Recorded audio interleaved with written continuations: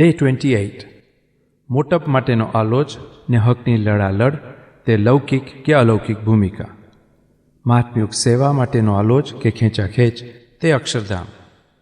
The desire to achieve recognition or status and the fights for our entitlements depict a lෞકિક or an alaukic stage. Any desire or competition with others for humble service portrays Akshardham, Papa.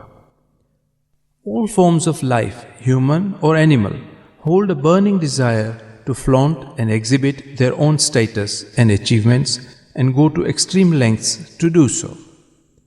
The matter they endeavor to show off may be a wife, wealth, fame, some possession or some power that they hold. It may be their virtuous character, the depths of their knowledge, their power of omniscience, an alaukic characteristic which they wish the world to witness, acknowledge and admire.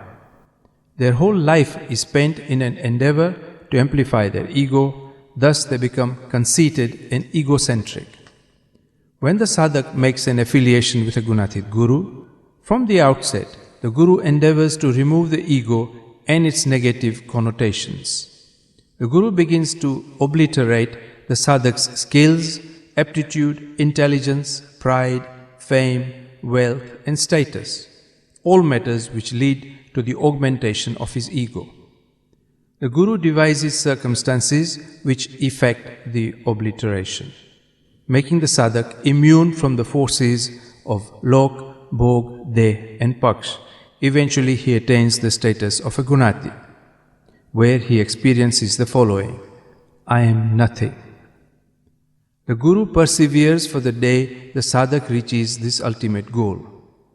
Everything the Guru does, his prayers, sankalps, all his endeavors, all incidents are instigated in order to purify the chit, emotional mind, and obliterate any intense desires, ambitions, ideals therein, and to instill a state of spiritual tranquility and equilibrium in the sadhak. Thus, according to the Gunatit Gnan, the Guru endeavors to help us realize and acknowledge that worldly recognition is a hindrance in our sadhana. It is a vice. So the sadhak holds a desire for alaukic recognition and endeavors to attain powers of omniscience, other supernatural powers, enjoys worldly pleasures and seeks to attain the status equivalent to a god. The Guru perseveres to get the sadhak to recognize this stage, known as the laukic or alaukic stage.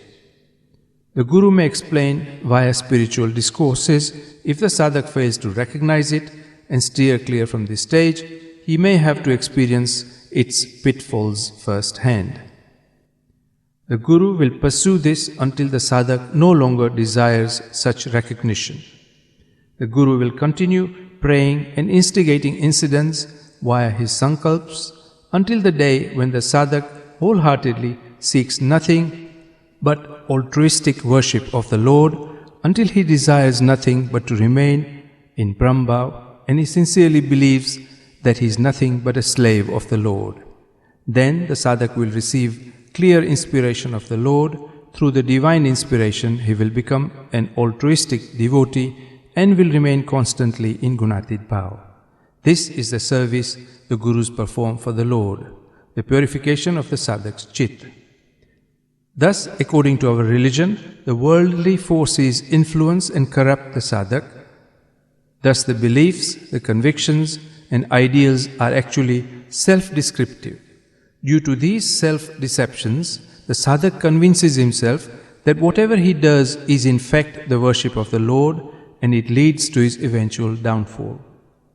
If the sadhak is affiliated with a Gunatid Guru, then the Guru will never abandon him and will endeavor to reveal his self-deceptions. This is the greatest grace and compassion that can be bestowed upon the sadhak. Thus it is stated that the whole burden of our sadhanas is borne by our Gurus. Even if we are apt to make mistakes, we are saved from making them by whatever means the Gurus lead us onto the righteous path.